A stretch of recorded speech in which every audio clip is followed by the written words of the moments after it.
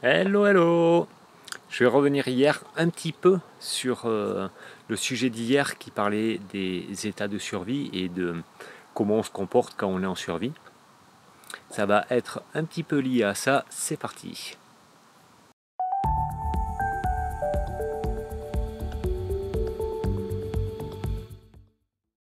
Que ce soit dans mes proches ou dans des gens que je rencontre, que je côtoie régulièrement ou pas, je vois souvent ce comportement qui est de, à un endroit, avoir conscience de ces fonctionnements de survie, de ces états de survie un peu, de se dire oui, c'est vrai que je pourrais agir différemment, c'est vrai que je pourrais faire autrement pour que ce soit mieux, pour que ce soit plus juste, pour que ce soit plus bienveillant peut-être.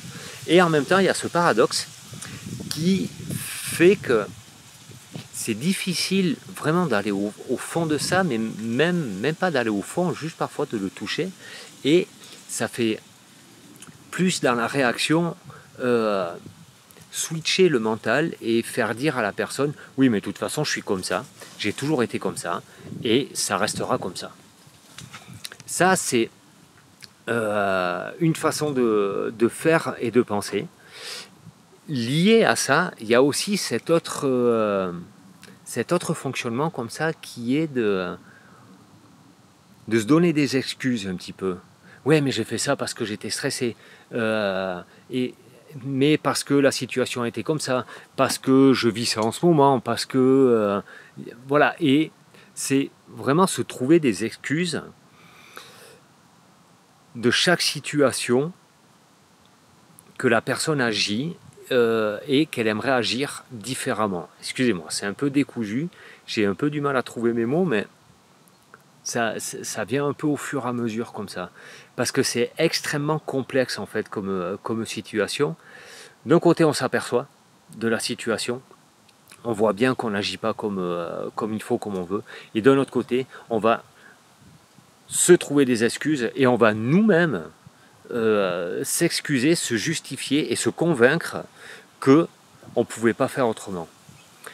Aller au fond des choses, aller au fond de l'observation de notre comportement, de mon comportement, de ton comportement, vraiment dans les états de survie, c'est très confrontant, c'est très difficile, c'est très confrontant. Ça, je le vis encore à fond, beaucoup, beaucoup. Mais je pense que c'est vraiment quelque chose qui est, j'allais dire pas primordial parce que c'est pas vital. On peut vivre toute une vie sans le faire et il y en a beaucoup qui le font et c'est ok. Mais si on veut construire un monde meilleur, c'est un petit peu un passage pour construire un monde meilleur parce que si moi j'ai beaucoup de bienveillance envers moi, envers mes fonctionnements, envers mes réactions, envers mes états de survie, sans être dans le déni, sans me les cacher, sans me convaincre que je ne peux pas faire autrement, mais juste en essayant de faire mon maximum à chaque fois, alors moi je vais créer mon monde meilleur et je vais devenir meilleur, pas dans le sens meilleur plus fort bien sûr, dans le sens meilleur plus bienveillant, meilleur plus... je vais plus accepter un petit peu les choses parce que cette acceptation elle va venir du fait que déjà je me serai accepté moi. Quand je me convainc que c'est comme ça et pas autrement, que de toute façon ça a toujours été comme ça et que ça sera toujours comme ça et que je justifie mes actions, que je viens vraiment me convaincre que j'ai bien fait d'agir comme ça, au fond, pour, pour le cerveau, pour vraiment ce côté un petit peu énergétique qui est en nous, c'est pas en accord. Donc ça fait des interférences comme ça. Et donc, on ne peut pas être bien avec ça, on ne peut pas être en paix. Alors que si on va chercher, ça fait mal sur le moment. C'est dur, c'est difficile à aborder, c'est difficile à accepter, à regarder, à dire oui, j'aurais pu faire autrement, mon état est comme ça, et je vais essayer de changer ça.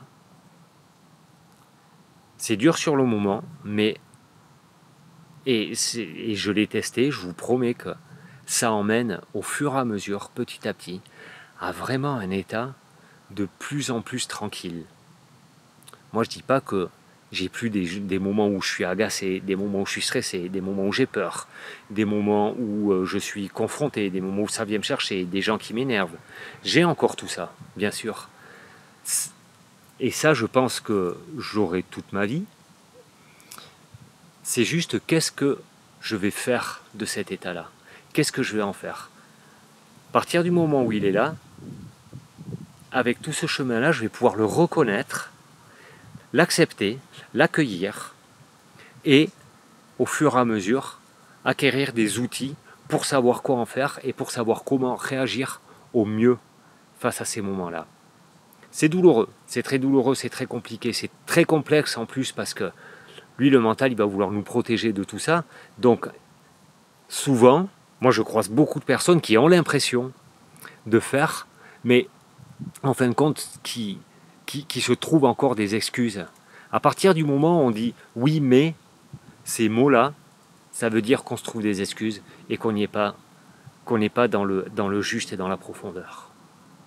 Voilà, la petite pensée du jour. N'hésitez pas, encore une fois, dites-moi si ça vous fait peur. Même ce genre de vidéo, ce genre de pensée. Et je vous dis à demain pour de nouvelles aventures. Ciao!